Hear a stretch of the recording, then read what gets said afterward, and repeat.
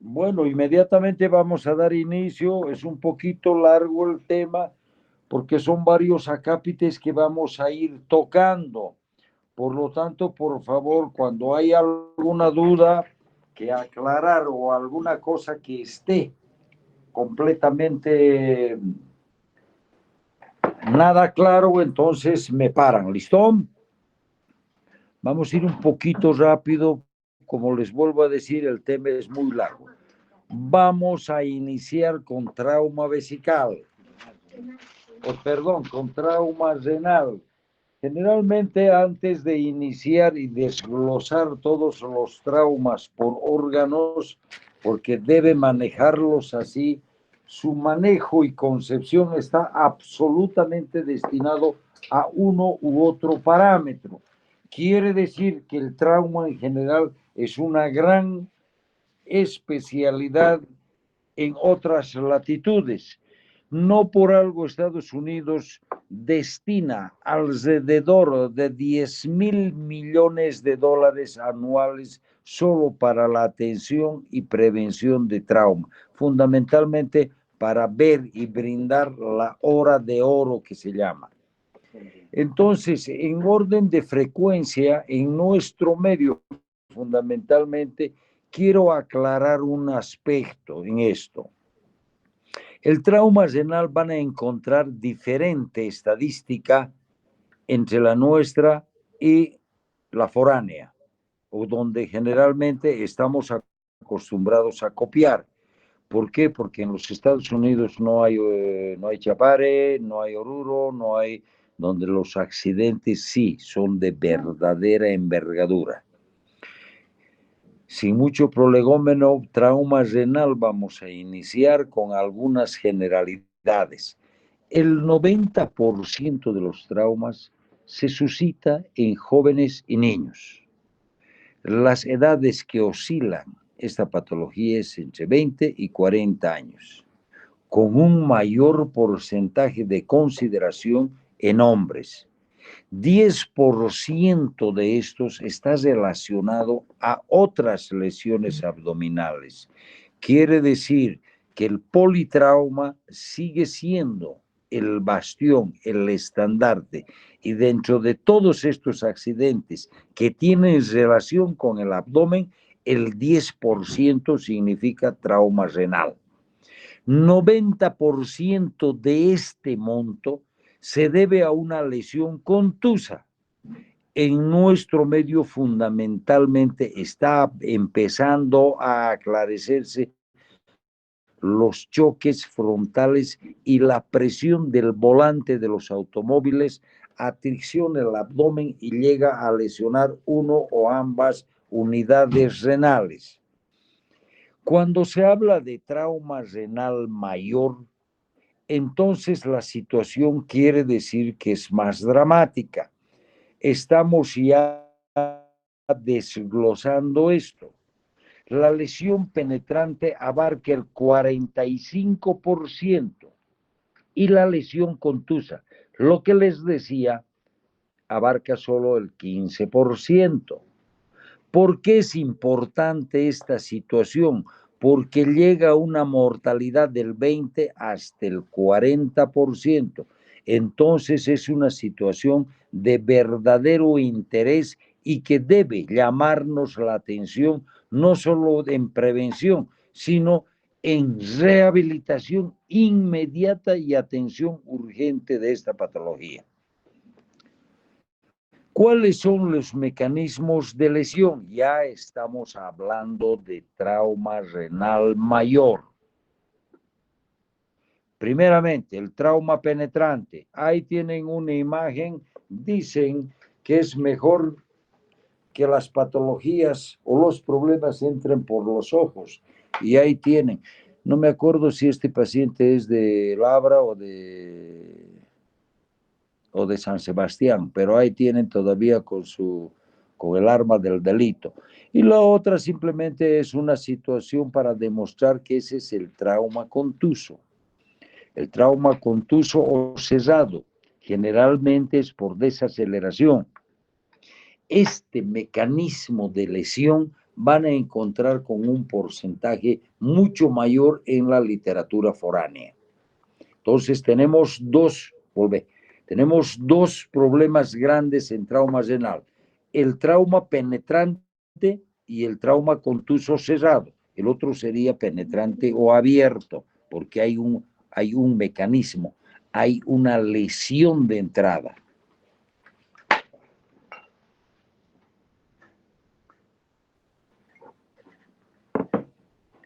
Desglosando siempre todo aquello, ¿qué mecanismos de lesión son los que se suscitan en un trauma penetrante? Fundamentalmente, el trauma penetrante o abierto son por heridas de proyectil de arma de fuego. 79% causa una lesión vascular y lesiona los tejidos adyacentes. Este efecto se debe a la onda expansiva que produce hemorragia, lesión tisular y fístula arteriovenosa como consecuencia de estas lesiones tisulares. En cambio, los mecanismos de lesión penetrante han visto ustedes, el mayor porcentaje se debe a arma blanca. Hoy por hoy nuestro medio está siendo invadido por esta situación. Antes no, era muy raro y nosotros mismos lo manejábamos como un factor hasta de curiosidad de esto, pero hoy por hoy casi todos los días los servicios de emergencia atienden este tipo de lesiones por arma blanca, por uno y por otro motivo, hacen que definitivamente se lesione esto. Lógicamente, los accidentes de trabajo, los laborales, también tienen un hincapié grande. Y en otra situación, como tercera cápita, las iatrogenias, son las que nos producimos nosotros los médicos. Al realizar una nefrostomía percutánea, estamos realizando un trauma renal y podemos ocasionar un hematoma. Al realizar una biopsia de riñón, también se ocasiona una injuria, una lesión renal con consecuencia. Aunque sea controlada, mínima, al fin es lesión renal. Y hoy por hoy, algunas cuestiones sacamos a relucir en estos exámenes donde se realiza amniocentesis para determinar cariotipos y algunos problemas futuros que pudiera tener el feto, donde se lesiona el riñón. ¿Qué mecanismo de lesión tenemos en el trauma contuso cerrado? Ahí ven, caídas grotescas, aparatosas, no solo en bicicleta, sino también en motocicleta. Los accidentes automovilísticos es definitivamente el que lleva la batuta. Las caídas de altura, golpes directos como el que están viendo en la imagen, estos producen unas fracturas costales o de las apófisis transversas que están colindantes al ilio renal. Si recuerdan la anatomía, la posición del riñón hace que estas fracturas también lesionen al riñón o al ilio renal. En cambio, continuamos siempre con mecanismos de lesión. El trauma contuso cerrado en niños produce lesión vascular y un desprendimiento ureteropiélico. ¿Por qué? A ver, ¿alguien sabe? ¿Por qué un niño no se rompe el riñón si no hay una lesión vascular y un desprendimiento ureteropiélico? Porque el niño no tiene grasa en el retroperitoneo y los riñones, para que me entiendan, estarían como flotando, prendidos solo de la vena, de la arteria, y si tiene un vaso aberrante también, y lo que lo sujeta en su sitio es esto. Entonces, ¿qué pasa? En una desaceleración brusca se rompe la vena y la arteria y el desastre está hecho. Considerar siempre en todo trauma las lesiones asociadas y compromiso de órganos vecinos. Nuevamente apelo a su recordatorio de la anatomía que les han dado. El riñón y el uréter son órganos retroperitoneales, atrás. Tienen que atravesar todo el peritoneo anterior. Por lo tanto, la lesión tiene que ser de intensidad de moderada a grave y además tener lesiones asociadas definitivamente hasta llegar al órgano contundido. ¿Qué clasificación tenemos que darle después de hacer una pequeña revisión de mecanismos de trauma, de porcentajes y una situación de esto? Si algo conviene recordar es esta situación, siempre haciendo comparación y corolario a lo que significa el trauma en los Estados Unidos. Tenemos que copiar lo bueno y desechar lo malo, esa es la consigna. Una vez que ustedes han etapificado o han identificado, la lesión de compromiso renal, como vamos a ver más adelante, hay que clasificar el grado de lesión. La contusión y la laceración mayor, gracias a Dios, es el mayor porcentaje de esta patología. Abarca hasta el 70%. En cambio, la laceración mayor con injurias o sin injurias vasculares llegan hasta el 15%. Clasificación que les vamos a dar es la que se maneja internacionalmente por el ATLS, ¿no? Ya, perfecto. Esta es la clasificación estándar que todo el mundo manejamos.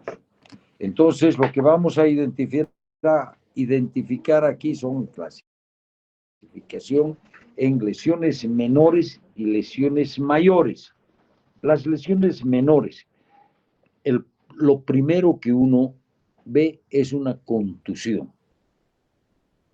¿En qué consiste la contusión? Es un golpe directo o indirecto hacia la unidad renal. Este produce hematuria macro o microscópica. Hay un hematoma subcapsular, pero que no es expansible. Siempre siguiendo la lesión menor.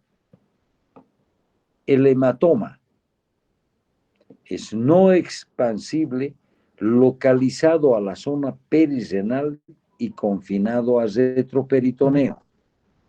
La laceración es menor de 1 centímetro del parénquima o de corteza renal sin extravasación urinaria. Quiere decir, comparen las imágenes, quiere decir que definitivamente solo está destinado a la región de la cortical, no llega a la medular, menor de 1 centímetro. Ese es el grado 2, el hematoma perirenal confinado al retroperitoneo. Ahora pasamos a las lesiones mayores. El grado 3 es una laceración indicales abajo en el polo inferior, mayor de 1 centímetro del parénquima renal, pero no hay compromiso del sistema colector, tampoco al no haber compromiso de la vía urinaria, hay extravasación de la misma. Por lo tanto, es solo un hematoma que está en toda la región perirenal, pero que empieza a expandirse al retroperitoneo. Siempre hablando de lesiones mayores, el grado 4 es una laceración del parénquima a través de toda la corteza, médula y sistema colector. Eso. La médula, la corteza, la médula y está llegando a la vía excretora. Puede haber lesión vascular, lesión de arteria y vena con hemorragia contenida. Quiere decir que el mismo ha lacerado la íntima y la muscular, pero está contenido por la adventicia. Por lo tanto, no es un hematoma que sale a expandir y va a causar en minutos la muerte. El quinto grado es una laceración, un riñón completamente fragmentado. Tiene lesión vascular, tiene abulsión del hilo renal que desvasculariza completamente el riñón. Esta situación. Está prácticamente seccionado la vena y parte de la arteria renal. Hay una fragmentación de lo que significa el polo inferior, la región mesorrenal, el polo superior y todo. Entonces, este es el grado mayor de fragmentación donde muy poco ya se puede hacer. Entonces, en esta situación, para que recuerden y tomen. El grado 1, repasamos, hematoma subcapsular, no expandible. El grado 2, hematoma subcapsular, expandible y con lesión menor de 1 centímetro a nivel de la corteza renal. El grado 3 ya abarca región renal y la corteza y la médula, pero con un hematoma que abarca no solo la región perirenal, sino hasta el retroperitoneo. El grado 4, una fragmentación completa de todo el grosor del parénquima hasta llegar a la vía excretora. Hay lesión renal, pero con hemorragia contenida. Y el grado 5 es una fragmentación, un estallido renal. ¿Cómo se va a hacer una evaluación de inicio? ¿Qué hacen ustedes cuando les toque estar en la emergencia y la policía o los equipos de salvamento vienen y se los dejan en la puerta? Aquí empieza el gran problema para el médico tratante, porque no sabe ningún mecanismo de lesión, pero tiene que más o menos hacer una indagación definitivamente al que está trayendo al herido. Decir qué ha pasado, de dónde lo traen, por qué. Les dirán que es un accidente de tránsito, lo han atropellado, se ha caído, lo han pegado, lo han apuñalado, lo han disparado. Entonces ya tienen una somera idea de lo que significa el mecanismo de lesión inicial. El examen físico a partir de este momento debe ser rápido, minucioso y sin entrar en minuciosidades intrascendentes. Debe examinar cabeza, tórax, abdomen, flancos y lo fundamental, región lumbar. La presencia de hematuria te induce a pensar rápidamente que hay una lesión a nivel renal. 40% de las lesiones renales cursan sin hematuria, no se olviden. 24% de las lesiones del pedículo no tienen hematuria, porque si se ha roto, ¿de por dónde va a salir? Orienta, identifica a los pacientes que requieren evaluación de imagen. Esto tómenlo. No todos los pacientes deben ser subsidiarios a estudio de imagen. Con un paciente menor de 90 grados centígrados en la sistólica, eso es sinónimo de realizar rápidamente exámenes de imagen. ¿Y cuál es el más indicado? Una ecografía, una radiografía. Verán ustedes en qué centro se desenvuelven y qué tienen a mano para realizar esto. Pero hay parámetros que hay que ver. No todos tienen hematuria, pero la evaluación inicial, lo que ustedes hagan en ese paciente, ha de servir de gran para el futuro de este paciente. Ahí tienen un paciente con una lesión lumbar. Aquel que no lo ha examinado completamente no se va a percatar, por lo tanto es una lesión contusa con una gran equimosis y no es un problema agudo, sino más bien ya de varias horas de evolución. En cambio donde lo han arrastrado, es un accidente de tránsito donde por suerte era un coche liviano, lo ha arrastrado contra el asfalto de la calle donde ha sido aplastado y por lo tanto hay una equimosis lumbar con una laceración superficial en la región lumbar y lógicamente. En cambio, en el trauma penetrante, ven ustedes, las más de las veces los traen todavía con el artefacto de lesión dentro del cuerpo.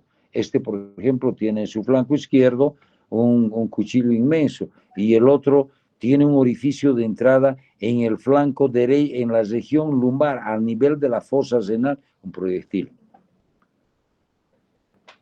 ¿Qué indicaciones de evaluación radiológica tenemos? ¿Cómo lo vas a llevar? Indudablemente es imprescindible que ustedes conozcan lo básico de la ATLS, porque solo así van a poder ver lo que primero cuando llega un lesionado de cualquier tipo es, hay que garantizar la vía aérea, garantizar la estabilidad hemodinámica del paciente, en fin, todo esto. Y una vez que esté el paciente evaluado, recién puedes llevarlo a evaluación radiológica para determinar el grado y qué tipo y qué lado de la lesión corresponde o qué vas a tratar. Toda lesión penetrante en flanco o abdomen, sin tomar en cuenta la magnitud de la hematuria, debe ser estudiado en forma radiográfica. Toda lesión contusa y hematuria macroscópica es sinónimo de inmediatamente hacer el estudio correspondiente, por lo menos para ver qué lado está sangrando. Toda lesión conduce con hematuria y tensión inferior a 90 centímetros la sistólica debe ser estudiado por imagen, radiografía, tomografía, todo. Ya veremos cuál es el que mejor se hace. Pero les vuelvo a decir, no todos los hospitales tienen tomógrafo. Y si están en provincia, entonces la cosa cambia fundamentalmente. El diagnóstico, ¿cómo lo van a hacer? Primeramente, la elaboración rápida, concisa y concreta de un pequeño bosquejo de historia clínica. Los hallazgos clínicos son generalmente inespecíficos, son lesiones, laceraciones, escoriaciones superficiales, pero el problema está dentro. Tiene que ser minucioso y sistemático. No se olviden nunca que hay hematuria solo en 1/3 de los casos. Cuando ustedes hagan el ATLS van a ver que lo primero que el paciente llega y pone sonda nasogástrica, sonda vesical y todo esto. Ven, pone sonda vesical y no hay hematuria, no es lesión renal. Pero sin embargo, 1/3 no tienen esta situación. La ecografía les va a determinar fundamentalmente el lado del riñón afectado, derecho o izquierdo, y les va a ayudar a determinar si hay un hematoma perirenal o si hay un hematoma retroperitoneal. La urografía escletora les va a dar que esa unidad renal tiene una anulación funcional. En cambio, la tomografía, la ausencia de contraste en un riñón en este estudio y solo la corteza renal va a darles cuando tienen circulación colateral, que le llaman el signo de rebote. La ecografía excelente en manos de los que realizan. Rápido, seguro y pueden repetir las veces que requiera. No es invasivo y es ideal para el seguimiento de estos hematomas. Y podrán decir con toda seguridad es un hematoma que está creciendo. Si ustedes han agarrado un paciente a la 1 de la mañana y para las 3 de la mañana ha aumentado 2 centímetros su hematoma y ha bajado el hematocrito, entonces eso hay que solucionar. Pero tiene un defecto, no identifique el grado de la lesión. Ahí tienen, estos son del medio, por eso son medio borrosas. Hay un hematoma subcapsular, vendría a corresponder un primer y segundo grado, venga. Ahí tenemos otro hematoma grande en un seguimiento ya. No hay una hemorragia activa, sino más bien ya está organizado el coágulo, pero tenemos que ver si crece o no crece. Otro hematoma, también subcapsular. Ahora, la urografía excretora, que antes era la panacea de todo esto, es un estudio muy pobre en pacientes hipotensos porque tienen que ver, tiene que estar con una presión mayor de la filtración glomerular, por lo tanto no filtros. No hay para determinar el grado de la lesión. Y aún así, según mi opinión, no es el ideal. Muy poco, primero que se tarda, hay que hacer pruebas de sensibilidad antes. Todavía los que hemos conocido la bomba de infusión, que hoy en día el hospital viene el que tiene la mejor bomba de infusión, lo han arruinado, nunca más se ha hecho. Con el doctor Zapata hacíamos las angiografías. A las 2 de la mañana ya nos ves correteando con el paciente. Porque no había tomografía, no se había descubierto todavía la tomografía. O no, el hospital no tenía, apenas tenía esto.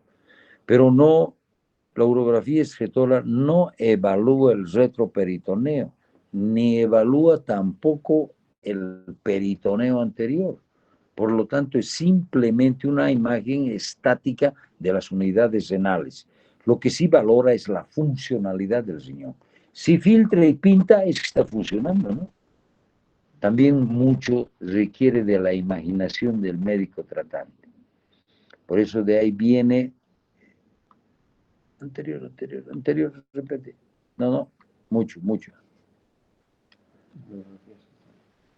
Urografía excretora. ¿Ya?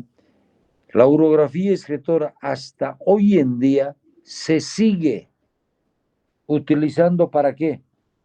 Cuando uno entra a una laparotomía exploratoria de urgencia, no sabe si el paciente tiene uno o dos riñones. Y cuando no encuentran a la palpación o manualmente la otra unidad renal y tiene que extraerlo el contralateral, entonces hace de inmediato una urografía excretora solamente de fase arterial. Y va a ver si tiene o no tiene riñón. Y si no tiene, pues lo que le queda en la mano tiene que guardárselo. En cambio, el examen contrastado de la tomografía axial computarizada es el estándar de oro. Determina el grado de lesión. Estudia todo el abdomen, desde la piel hasta la piel posterior, todo el abdomen y el retroperitoneo. Valora lesiones concomitantes en abdomen, tórax y pelvis. No es apropiado para pacientes hemodinámicamente inestables. ¿Por qué? Porque para llevarlo no es como la ecografía que puede transportarse, sino que tienen que llevar al paciente de su camilla a la camilla de la tomografía, en fin, todas esas situaciones y donde algunos pacientes requieren un absoluto reposo, como vamos a ver en el tratamiento. Ahí tienen imágenes, explicarles. Ahí está el grado 1. Hay una imagen subcapsular no expandible. El grado 2 ya es una imagen más grande, ya extravasado y está expandiéndose no solo a la región perirenal, sino también al retroperitoneo. El 3.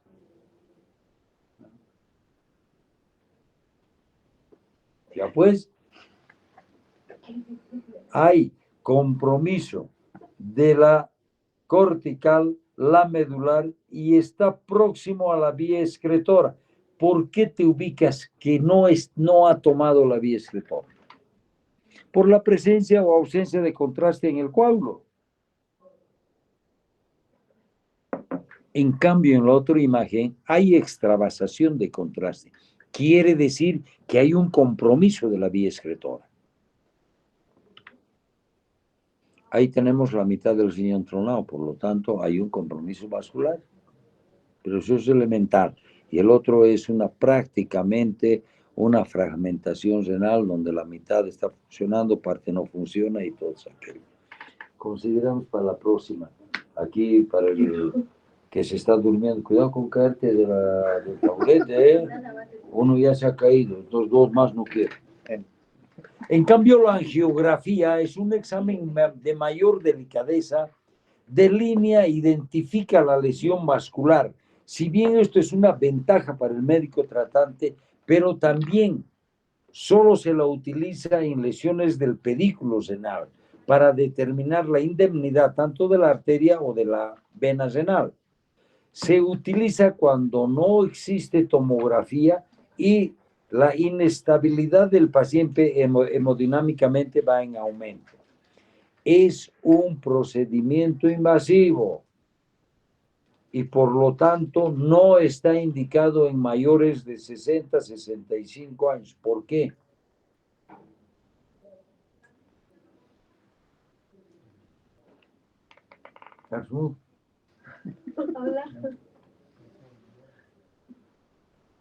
Porque cuando atraviesas el catéter, generalmente que vas por la arteria ilíaca, puedes desprender un ateroma.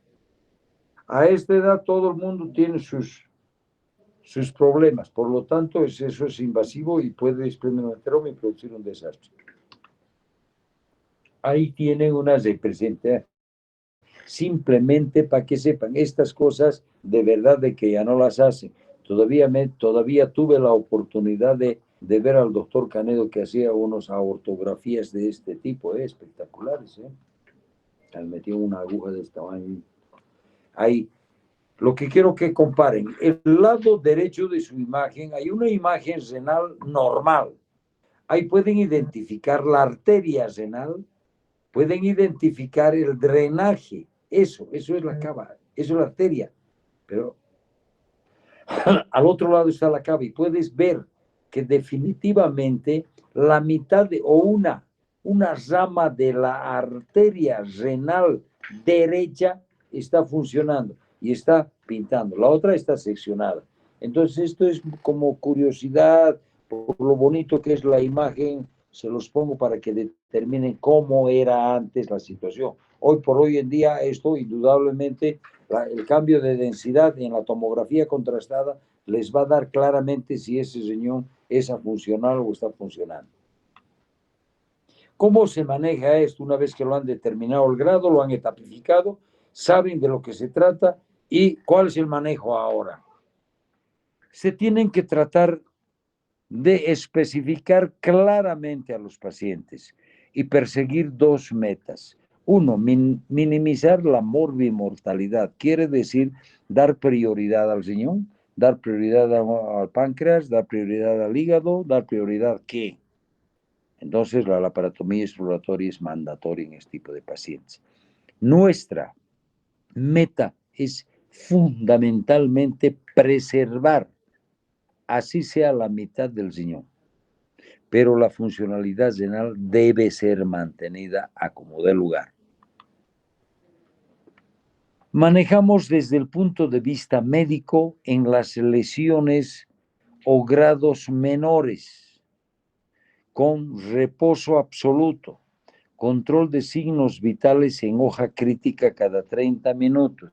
Esto es tensión arterial, respiración, en fin, todo lo que significa la hoja crítica.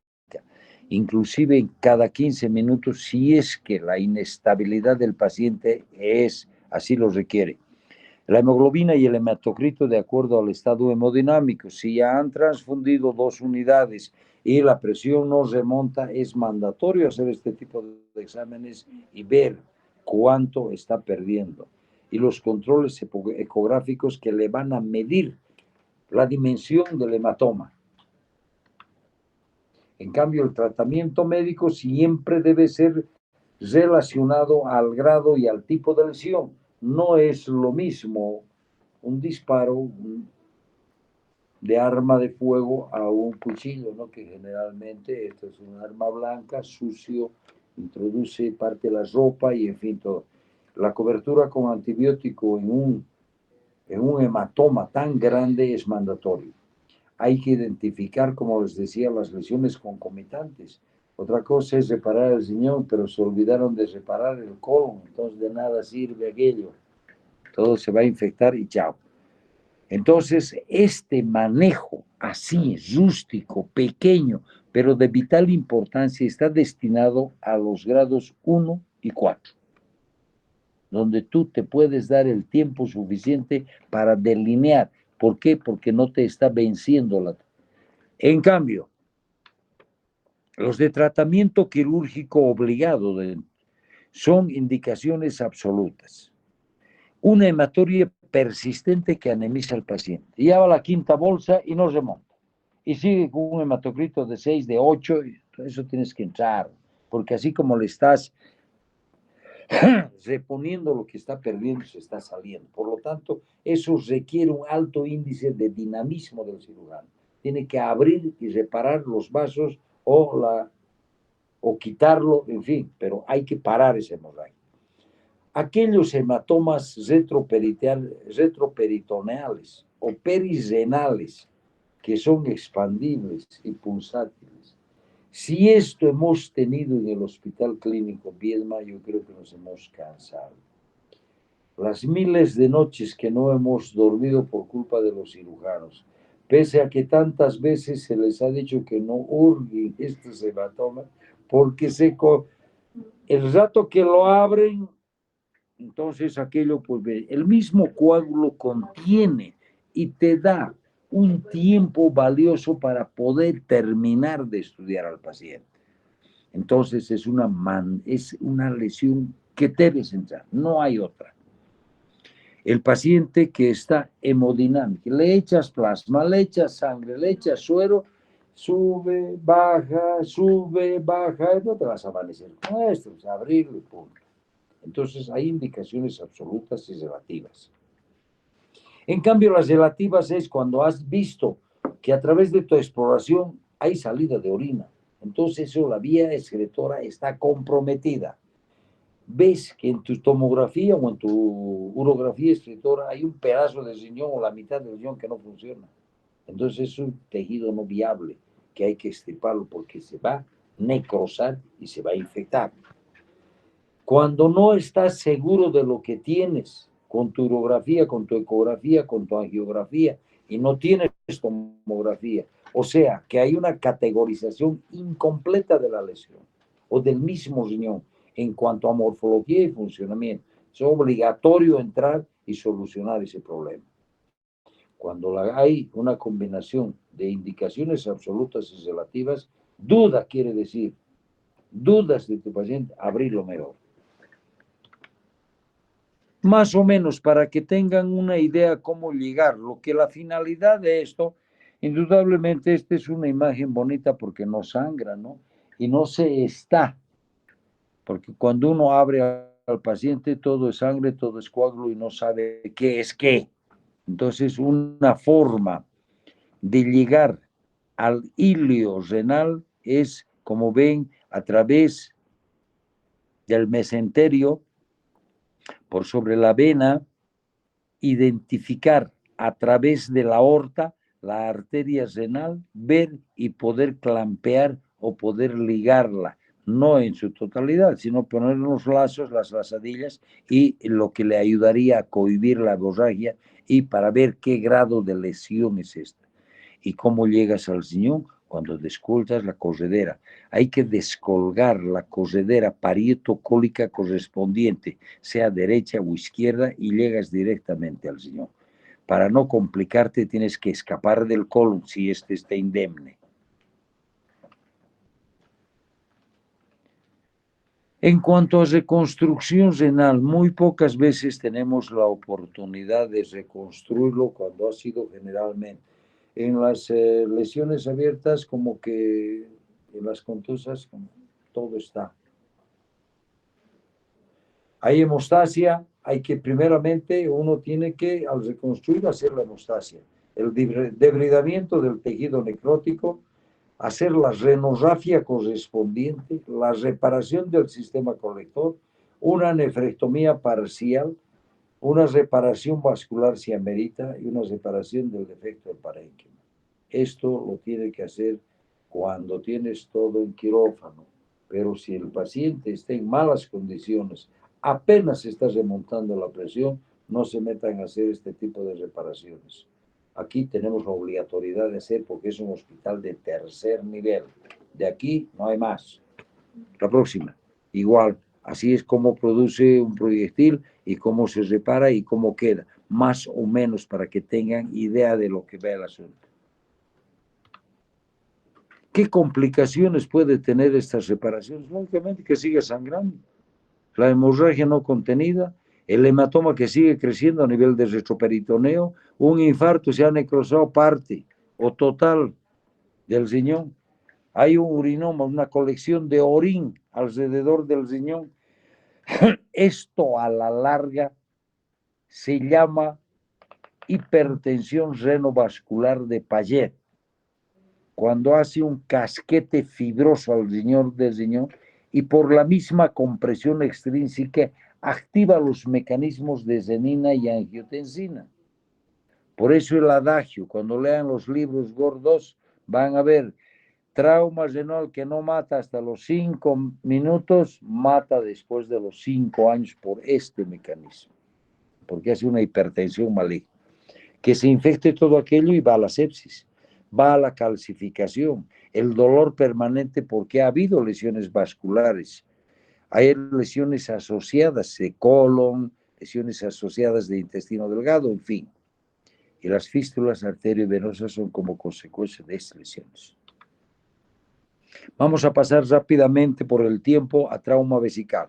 Hasta aquí. ¿Quieren hacerlo las preguntas al final o pueden preguntarlo algo que no ha estado claro en trauma renal?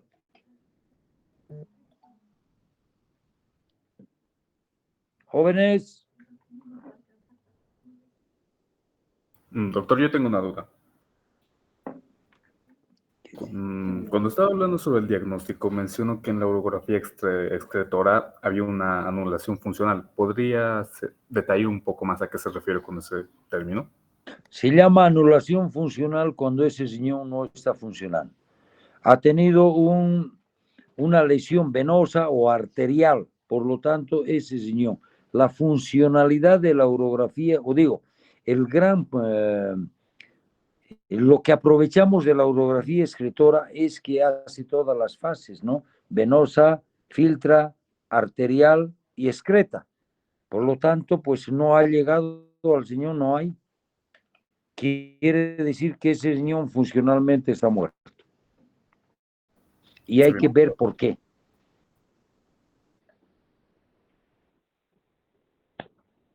Trauma vesical. ¿A qué se debe el trauma vesical? A las lesiones tenemos. A las lesiones definitivamente asociadas al abdomen inferior. En nuestro medio, como vamos a ver, esto es una de las cosas y con lo que los residentes se entrenan, pero hasta ahora no, ni se patean entre ellos para traumatizarse. Alta incidencia de lesiones asociadas por trauma externo. Su mortalidad es digna de tenerla en cuenta porque alcanza el 22%. También, igual que la renal, hay una contusión externa y una penetrante. Es una forma, tipos de lesiones. ¿Qué sintomatología presenta esto? Lógicamente, a ustedes al hacer el estudio o el manejo de un paciente van a pasarle un catéter y van a encontrar hematuria. Puede ser esta macroscópica o en sus laboratorios subsecuentes descubrir una hematuria microscópica. Puede haber un hematoma prevesical o escoriación en la pared de la región que corresponde, que es la región suprapúbica. Hay dolor y sensibilidad en el abdomen. Hay una rigidez muscular de la pared por la extravasación de orina. En la ruptura vesical hay ausencia de micción. Por lo tanto, el cateterismo no hay orina, pero hay sangre. ¿Por qué? Porque toda la orina se ha ido al peritoneo. Esto cuando hablamos de ruptura intraperitoneal. Y en ocasiones, cuando hablamos de ruptura extraperitoneal, se ha ido al espacio de Rhesus. ¿Cuándo evaluar estas lesiones? En presencia de hematuria, lógicamente, tienen que hacerle la prueba de capacidad. Hay un dolor abdominal localizado en hipogastro, en región suprapúbica. Hay fractura de pelvis, esto es lo fundamental. Generalmente, la mayor parte de las lesiones vesicales están subsecuentes a las fracturas de pelvis. Del 19 o del 10 al 29% tienen compromiso de uretra posterior. Si ustedes han movido el diafragma urogenital, el esfínter externo, hace de guillotina, como vamos a ver ahora. La clasificación, de acuerdo a la clasificación de los cirujanos de los Estados Unidos, nosotros no tenemos ninguna clasificación. Deben lesión menor, contusión, ruptura intraperitoneal y ruptura extraperitoneal. 88% se asocian a fractura de pelvis, fundamentalmente en las ramas ilio e isquiopubianas, que son las más frecuentes cuando la lesión es por atricción. Ahí tienen una fractura, muéstrales la paleta ilíaca fracturada, el acetábulo fracturado, la rama isquiopubiana fracturada y la iliopubiana fracturada. Entonces, lógicamente, las espículas de esto han tenido que moverse y es donde lesionan. ¿Qué clasificación? Esto de las clasificaciones como son copias de literatura foránea, pero bueno, hay que hacerles caso porque estos lo tienen bien estudiado, ¿no? Es de la Asociación Americana de Cirujanos en Trauma. Hematoma o contusión, laceración de espesor parcial, se refiere a la pared de la vejiga. El grado 2, una laceración extraperitoneal menor de 2 centímetros. El grado 3, una laceración extraperitoneal mayor de 10 centímetros o una intraperitoneal menor de 2 centímetros. Laceración intraperitoneal, el grado 4, mayor de 2 centímetros. La laceración extraperitoneal hasta el cuello vesical o trígono, en sus grados ya extremos. No es tanto que me interesa de que sepan de memoria estas cuestiones, lo que quiero es que tesa y le pongan hincapié, porque ustedes esto antes o después tienen que solucionar. Vamos a empezar desglosando, la lesión extraperitoneal, que es generalmente secundaria a trauma abdominal no penetrante. Una fractura de pelvis es lo que ocasiona. Para que tengan el grado y la curiosidad de comparación, la diapositiva de la derecha o la imagen de la derecha, eso es una cistografía normal, nítida. En cambio, la de la izquierda, esa es una ruptura vesical, donde hay extravasación del contraste a los lados laterales, al retroperitoneo, al espacio prevesical. Entonces, es una forma más o menos comparativa de ver cómo se ven cuando ustedes hagan una cistografía. El diagnóstico, lógicamente, les estoy demostrando, es una cistografía retrógrada, agarran la sonda y meten el contraste. La extravasación al espacio prevesical, inclusive va a perinea, escroto y a retroperitoneo. La prueba de capacidad sigue siendo una prueba fundamental. Indudablemente alguna vez en el ámbito hemos sido no solo, hemos ocasionado ciertas dudas. Por ejemplo, en un congreso del Bacín, cuando presentamos que nosotros hacíamos esto, ellos diagnosticaban ruptura de vejiga por resonancia magnética. Nos podemos dar ese lujo, ¿no? Ahora vamos a ver en qué consiste la prueba de capacidad vesical. El tratamiento en este tipo de lesiones significa no explorarlo, sino poner, dependiendo del grado, del tamaño de la lesión, una sonda Foley, cubrir con antibióticos y el 100% curan hasta los 21 días de derivación urinaria, o sea, la colocación de sonda. Ahora, el problema que radica fundamentalmente por las connotaciones futuras que puede tener es el trauma vesical intraperitoneal, que además es el más frecuente. Es la ruptura en el punto más débil, que es la cúpula vesical. La presión necesaria para romper la vejiga sana es superior a 30 centímetros de agua. La más frecuente es la contusión externa. Condición para que se rompa la vejiga es llena. ¿Quién anda con vejiga llena? Los borrachos. Y los que se pelean, se dan un puntapié y es lo que estalla. Aquí expertos en eso son mis residentes. Venga. El diagnóstico, lógicamente, tienen que hacerle por palpación, percusión y tos. Hay un dolor abdominal difuso con el signo de rebote positivo, porque si es intraperitoneal, ha de producir una peritonitis amoniacal por el orín. Estos signos de irritación peritoneal ya te da una situación clara de que hay un compromiso intraperitoneal. El diagnóstico por imagen, por radiosec, haces una cistografía retrógrada y lo confirmas. Ahí está. Muéstrales, esa es la vejiga nuevamente normal y esa es la vejiga rota a nivel de la cúpula, donde el contraste se está yendo al peritoneo. Mostrarles dónde está. Ahí está en el interasa. Hay contraste interasa.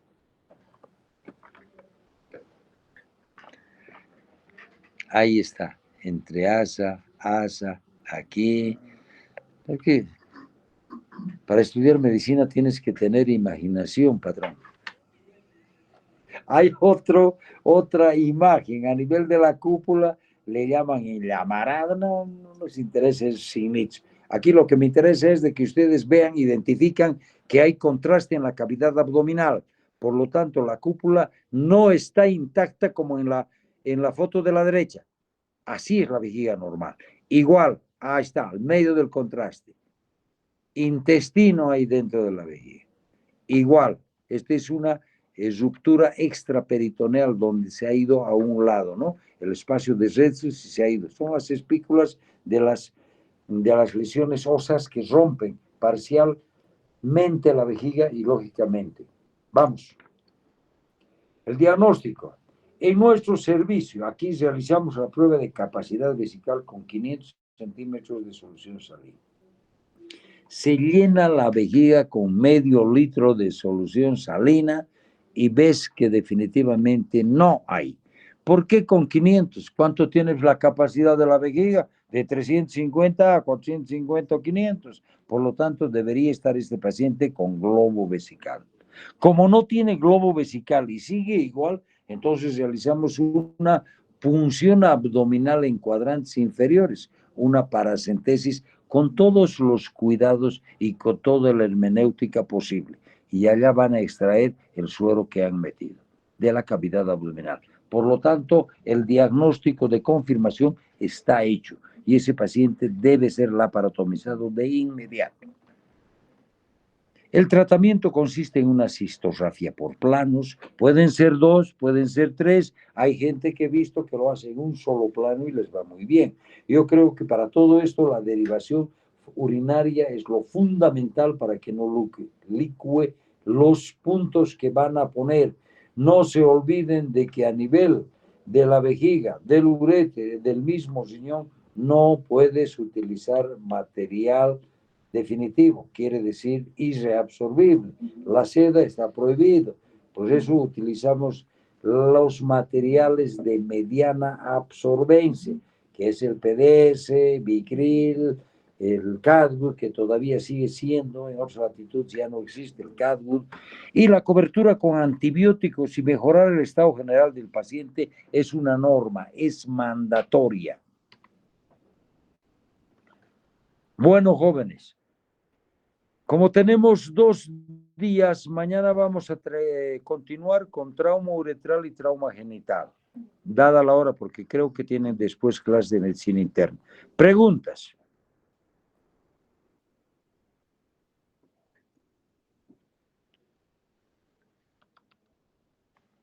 No hay.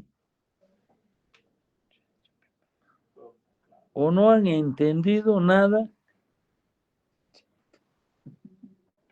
A ver, ¿alguien? Doctor, buenas noches. ¿Puede explicar nuevamente el diagnóstico de trauma vesical, por favor? ¿Cómo no, hijita? ¿Intra o extraperitoneal? Intraperitoneal. ¿Cuál de los traumas? Intraperitoneal. Sí, por favor. Mira, dame el dibujo. Esto, hijita.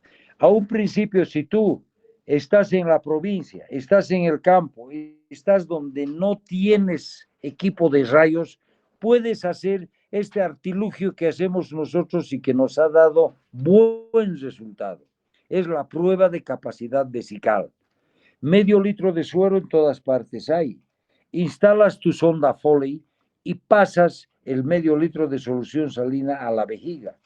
Si la vejiga está indemne, va a ser globo vesical, porque no se va a ir a ningún otro lado el suero fisiológico que has inyectado. Pero, en caso de que no haya globo, sigue plano el abdomen, pero el paciente te va a indicar que le duele. Haces una punción, una paracentesis, y de ahí vas a sacar el suero fisiológico que has metido. De dentro, no te olvides que las paracentesis se hacen en los 4 cuadrantes. Hipocondrio derecho, hipocondrio izquierdo, fosa ilíaca derecha y fosa ilíaca izquierda. Por lo tanto, de uno de ellos vas a sacar solución salina y lógicamente va a darte la pauta o el diagnóstico definitivo. ¿Está claro? Sí, doctor, muchas gracias. En cambio, en el extravesical, esto no puedes hacer porque no va a ir.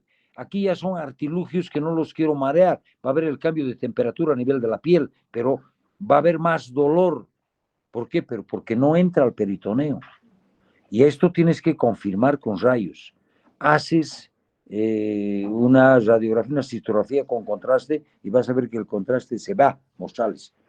Se va, ahí está, se va a todas partes y no está en la vejiga, pero prueba clara de que hay una ruptura vesical. Ahora sí.